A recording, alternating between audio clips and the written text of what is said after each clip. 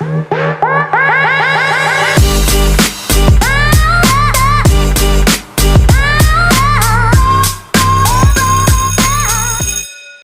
guys, happy Wednesday. Welcome back to Subject Baseball, where we talk all things baseball because the subject is baseball. Today we're going to be talking about the history of all 5 women's teams, and at the end of the episode we'll talk about how and where you can find this year's new Women's Pro Baseball League games to watch. Let's get right into the lecture. Throughout the course of history, there have been 5 established leagues for baseball for women in America. There was the All-American Girls Professional Baseball League, the AAGPL, which was from 1943 to 1954, and this is what the movie A League of Their Own is based off of. Then there was the National Girls Baseball League, the NGBL, from 1944 to 1954. Then those 2 leagues combined a little bit to make the International Girls Baseball League, the IGBL, which was only technically half of a season from 1952 to 1953. We'll talk about it later. And then there was the Ladies League Baseball in 1997, which changed their name to then the Ladies Professional Baseball League in 1998. And finally, we have our Women's Pro Baseball League, which was founded in 2024, and their first games are going to start this summer in 2026. The very first women's baseball team was in 1866. They played at Vassar College, so baseball has been played by women for a while, but these leagues that I'm going to talk about are just women playing baseball up on the big stage. The big publicized leagues that people were watching all around the country. So we're going to start with the AAGBL. Like I said before, this is what the movie A League of Their Own is based off of from 1992. There's also a 2022 television show by the same name. In the movie A League of Their Own, it's very, very accurate to the league. They did a lot of research and information gathering. They also included 65 of the original players in scenes of the movie.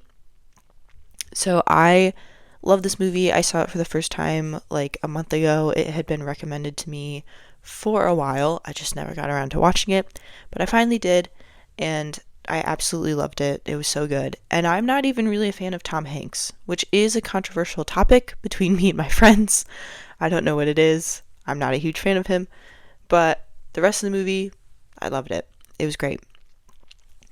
Over 600 women played in the AAGBL. There were 10 teams. They were pretty much localized in the Midwest, and there was a peak of 900,000 spectators. The team, the Rockford Peaches, won their 4 championships. There were 12 championships throughout the years that the league was put on. And this is pretty much how the league came to be. Because of World War II, the management and owners wanted to keep baseball in the public's eye. It was our pastime during the Great Depression, and I can see how they wanted to try and keep a focus on something happy during another set of difficult years. But with all of the men going to war, they finally turned to women in order to keep this league going. The founders of the league included Philip K. Wrigley, who was the son of the gum manufacturer. I believe his name was William Wrigley. Wesley Branch Rickey was a previous player, manager, and the one who signed Jackie Robinson. And Paul V. Harper, I'm going to assume he was a billionaire. I couldn't really find much information on this man, so we're just going to assume that he was rich. The tryouts for the league were held at Wrigley Field in Chicago. This scene was shown in the movie, and they did film at Wrigley. I recognized it because of all the iconic green leaf walls.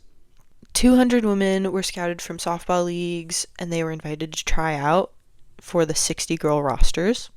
Unfortunately, no African American women were invited to try out due to the league being informally segregated at the time, as was the male league, and the players had to look like the feminine ideal, so their uniforms actually had skirts.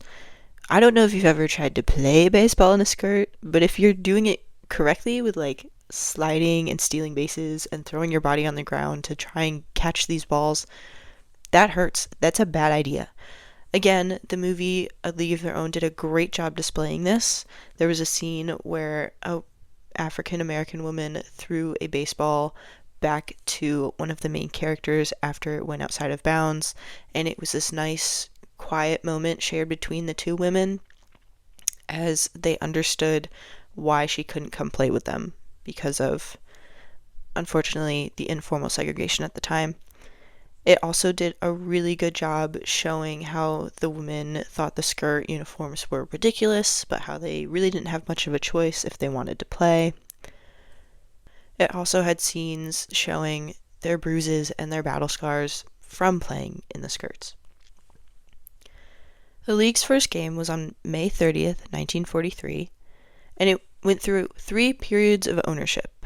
The Wrigley ownership from 1943 to 1945, and then publicist Arthur Meyerhoff from 1945 to 1951, and then from 1951 to 1954, all of the teams were individually owned. And this is kind of where things start to fall apart and the league's not doing great. The teams were genuinely in the Midwest, with the South Bend Blue Sox and the Rockford Peaches the only 2 teams to remain in their original home cities throughout the league's run. Every other team kind of moved around, or they didn't last throughout the whole league. Baseball Hall of Fame member Jimmy Fox is who Tom Hanks' character is loosely based on, although there are accounts from players that Jimmy was always gentlemanly around the women. Tom Hanks' character was not.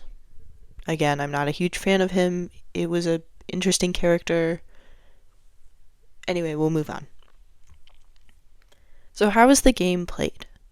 The game was originally a mix of softball and baseball because all of these girls came from scouted softball teams. They played with a regulation-sized softball. The mound was only 40 feet from the plate. Baseball, it's 60 feet 6 inches. And this 40-foot mound was actually even closer than regulation softball. They threw the windmill type style of pitching, which is played in softball. The bases were 65 feet apart, which is 5 longer than softball, but 25 shorter than baseball. They had 9-player teams like baseball and a mound, while softball usually plays with a flat pitching area. The teams were generally managed by previous Major League players to show the league was serious, and those men understood the competitive athletics, so they were probably the best type of people to be managing these women. In 1948, changes were made to make the league more like baseball. The mound was moved back to 50 feet, again, still shorter than baseball's 66 inches. Overhand throwing was allowed, and the ball shrunk to 10 3/8 inches, while a baseball is 9 to 9 1/4 inch. The 9 players remained instead of 10, and players could slide, steal, and lead off bases. By the final season in 1954, the game looked much more like baseball. The mound had moved back again, the base paths were extended again, they were still shorter than baseball by only 5 feet, but the baseball was now a regulation 9 inches. Now we're going to take a closer look at their uniforms and their salary. The uniforms are pretty similar to the ones shown in the movie. If you're watching the YouTube version of this podcast, I'm going to be throwing up some pictures of everything that I'm talking about so you can get a better idea if you've never seen this before. They had dresses that were belted at the waist, and the skirts hit no more than 6 inches above the knee. So again, if you're running and you're sliding in these, your whole thighs are open, your shins are open, you are going to get bruised up, especially if you're out in the outfield sliding and throwing your body to try and catch the ball. It is noted, though, that the 6 inch above the knee regulation was often ignored for fielding and running. They had a one-size-fits-all cap and a logo on the front of the dresses. It was like a round circle. All of the women had to attend charm classes at Helen Rubinstein's Charm School, which is another accurate depiction from the movie. The managers wanted the players to still be the feminine ideal, even though they were playing what was recognized at the time as a men's game. The women had contracts if they were going to play with the team, but they were even more strict than the men's league, including what they could wear while they were out in public, how they could wear their hair, Each team was assigned a chaperone as they traveled back and forth to play the games, and there were fines and eventually suspensions occurred if the girls broke their etiquette rules. Specifically noted, Josephine Jojo D'Angelo was fired for cutting her hair short. All the teams had one uniform style, but they were each issued a pastel color. Every new team that came in got a different pastel color. The stirrups, caps, and belts were all a darker shade of the assigned pastel color. So if you had a pale pink dress, then your cap and your belts would be a bit more red. And their road uniforms were introduced in 1948.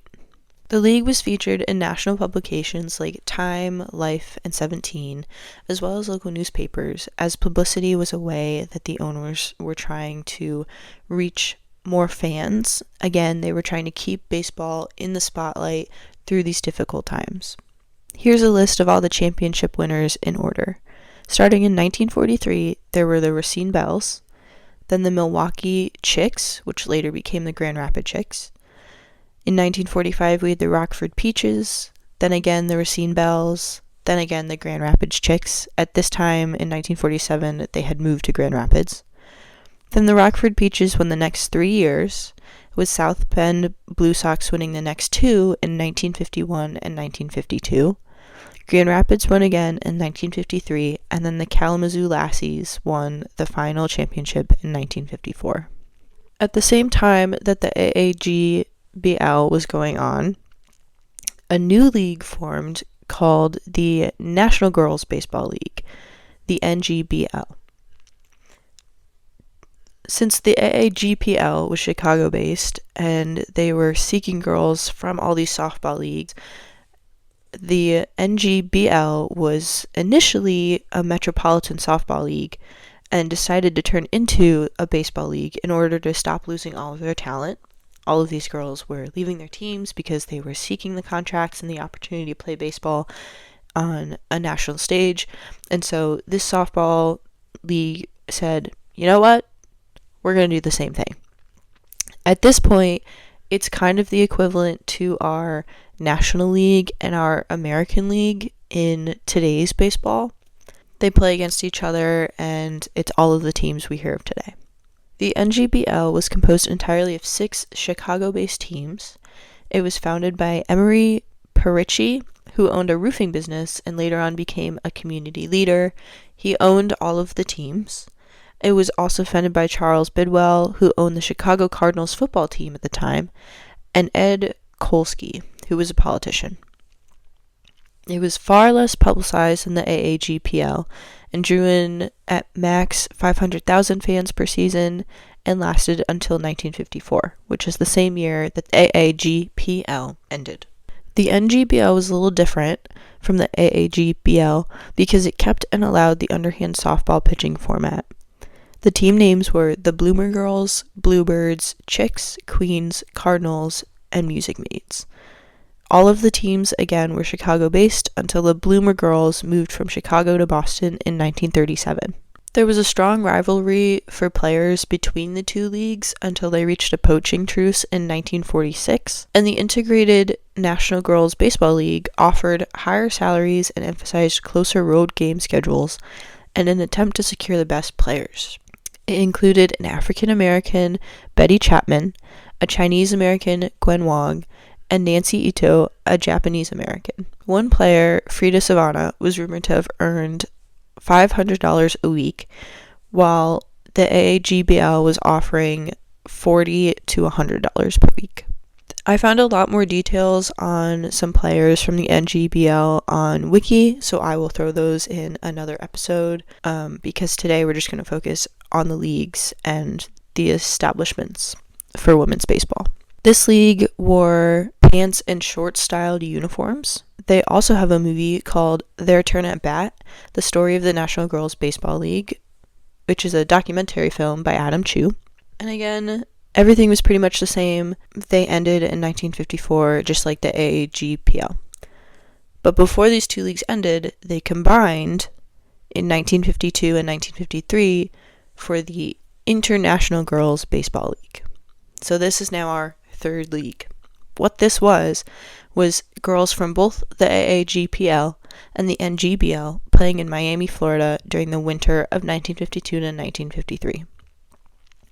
Unfortunately, the league folded midway through the season.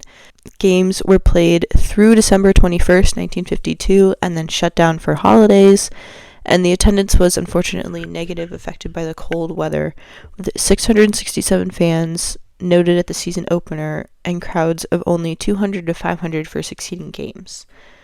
Players were taking a pay cut due to the decreased revenues, and games resumed on January 6th. However, weather canceled many of the games upon return to play, and on January 11th, it was announced the rest of the season was canceled. The league formally noted cold weather and other area attractions contributed to low attendance that led to its folding. Apparently, even Florida was too cold for January at the time to play baseball. This league was founded by Arthur Mayhofer, who served as the All-American Girls Professional Baseball League commissioner from 1945 through 1950, and he was reported to having envisioned establishing this International Girls Baseball League in 1948. But later on, Frank Darling, a team owner of the National Girls Baseball League's Chicago Music Maids team, wanted to start a winter league in Florida in 1950. Neither of them were able to act on it until the fall and winter of 1952. Darling recruited enough players to establish a 4-league team in Florida. He became the president of the newly named league. It was designed so that the girls could return to their own teams after the IGBL season, which is pretty similar to today's Savannah Bananas thing with our WPBL. I know Kelsey Whitmore is playing for both teams, so she'll be able to be with the Savannah Bananas and then go play the WPBL for their 6 weeks and then go back to the Savannah Bananas. The team names for the IGBL were the Fort Lauderdale Rockettes, the Hollywood Queens, Miami Maids, and Miami Beach Belles. This league used the dress uniform and not the pants uniform, and again, it folded halfway through their first season. Now we're going to jump from 1954, when all of these leagues ended, to 1997, which was when the next women's league started. And the reason for this, why there's such a big gap, is because the men had returned from war, so men's sports were prioritized again. Attendance and revenues fell early in the 1950s, and many players returned to playing softball. And by the end of the 1954 season, only 5 teams remained, and all of the leagues were closed. Over 500 women played throughout the 12 years. In 1992, when the league movie was released, it inspired this next generation, and in 1997, the Ladies League was begun. They had the San Jose Spitfires, the San Francisco Bay Sox, Long Beach Aces, Phoenix Peppers, and the Los Angeles Legends. In 1998, the league expanded and changed its name to the Ladies Professional Baseball League, and also added teams in Buffalo, New York, and Augusta, New Jersey. And it moved the Los Angeles Legends to Homestead, Florida. The league planned a 56-game schedule starting in July and ending in September, so still less games than the men's league, 162, but we're getting somewhere. We are getting somewhere. It was canceled in its second season after only 12 games were played. Michael Ribant, the league president and founder, blamed low fan turnout. The average attendance was less than 500 per game, and the projected losses for the 1998 season became too great and league folded. Once again, we've got a little bit of a time jump, because from the 1990s, we're now going to jump to the 2020s. The All-American Women Baseball Classic was a tournament started in 2022.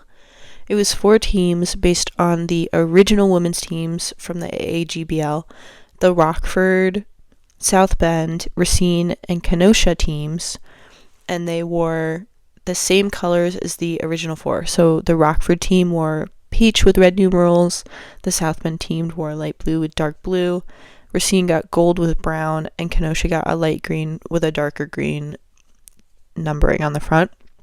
And they all wore white trousers, which is the now common pant of baseball. This tournament was an opportunity for softball players to get a little bit of recognition. It was called the Baseball Classic, but it was associated with the softball league. And now, in 2024, we have the founding of the WPBL. WPBL. I did a few episodes where I gave each team the roster rundown after watching the draft back in November. So if you want to go check out those videos, you will get to see what players are on which teams. Do not worry, there will be so much more information coming out as I find information out. Unfortunately, at the time of the draft, there really wasn't that much information unless you wanted to Google each specific woman, which is a lot. But eventually I will do it, and I will help you understand who these wonderful women are that are starting this league.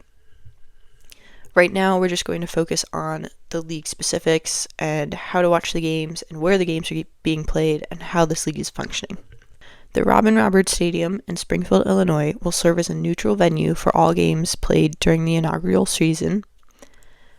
The aim of this league is to elevate the visibility and proliferation of women's baseball by establishing a path to professionalism for college and amateur players.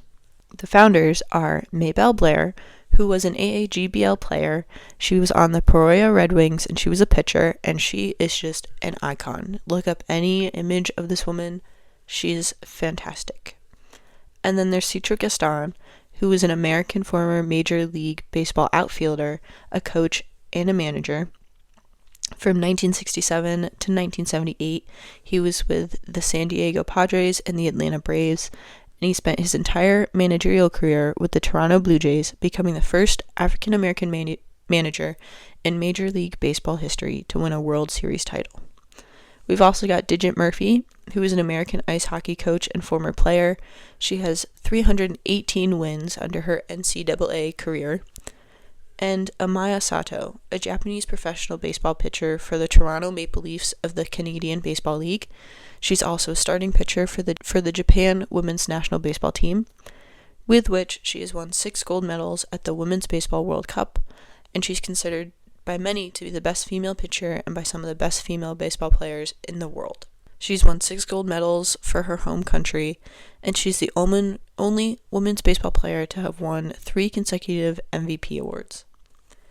These 4 assisted in the league's initial development, and they did do a press release. I never watched it, but I did see that they all made some sort of announcement that is on YouTube. You can go watch. The league will consist of a 4-week regular season and a 2-week postseason. It's partitioned by an all-star game. The games will last 7 innings, which is 2 shorter than the current MLB baseball innings, and it will be played with aluminum bats, while the MLB plays with wooden bats. The teams will consist of 15 to 25 players and be restricted to a total salary cap of US $95,000, and it intends to broadcast its games on national networks and social media instead of a regional sports network. While over 1,300 girls played on high school baseball teams in the 2023 to 24 academic year, only 9 women played on an NCAA college baseball team in 2024. As of August 2025, the league held tryouts at the National Youth Baseball Academy and Nationals Park in Washington, D.C. to determine 130 eligible draftees. Player registrations opened shortly after the announcement, and within 24 hours, over 400 players from the US, Canada, Japan, and the UK registered their interest in playing in the league. After a week, the registrations grew to over 700 players. Over 600 players registered to take part in the tryouts, and again, they had to narrow it down to 130 eligible draftees. You can watch these games through the league's YouTube channel, as they're focusing on, again, national level broadcasting rather than making deals with television networks to ensure a broader viewing across social media. They're trying to reach more fans. And that's pretty much it for the history of women's pro baseball and how we got to where we are today. Obviously, there's still a whole bunch of work that needs to be done, so go show your support to the women, to the league, everything you can. They're selling merch. I have a women's Boston sweatshirt and a t-shirt, and they're pretty cool. The sweatshirt's really comfortable. So go check that out. They also have their own website where they will be updating when the games are being played and when things are happening. February 11th, guys. February 11th. Yesterday was the start of spring training. Catchers and pitchers showed up to spring training. We're it's baseball season, guys. It's baseball season. We can all get happy again. It was a rough couple months, but we're back. We're back, and we're so happy, and we're so excited. Get excited. Anyway, I'm just yapping now at this point. Thanks for listening. Stick around for the extra credit portion, which is more podcasts and YouTube channels for you guys to check out if you are looking for more baseball content to consume. And I'll see you next week. Bye. Welcome to the extra credit portion of the episode. Thanks for listening to this episode, and here are some other podcasts or resources if you decided subject baseball isn't really for you. If you're looking for Red Sox media specifically, besides the tens of TV shows and movies out there, the Section 10 podcast talks statistics, and they post an episode after each series. You can listen to anywhere you get your podcasts, but I think it's funnier to watch these guys on YouTube. The NESN reporters do a podcast called 310 to Left, and there's also the Fenway Rundown. 310 is found on the NESN YouTube channel, but you can also listen to it wherever you get your podcasts. Fenway Rundown can be found on the Mass Live YouTube or anywhere you listen to your podcasts. For more casual sports information, check out Katie Nolan. She has a SiriusXM podcast and a YouTube channel where she posts her shorter videos. While she's not sports specifically, and she's all things Philly, Kylie Kelsey's podcast Not Gonna Lie shines the light on women in sports if you're looking for some female empowerment. Baseball Explained is a channel on YouTube with shorter explanation videos on a variety of baseball topics. Baseball is Dead, Foul Territory, and Baseball Today are the most popular podcasts when you search baseball on Spotify. There's also Mookie Betts' podcast called On Base with Mookie Betts. Feel free to share other baseball or sports podcasts down in the comments for our new fan friends. And thanks again for listening to Subject Baseball.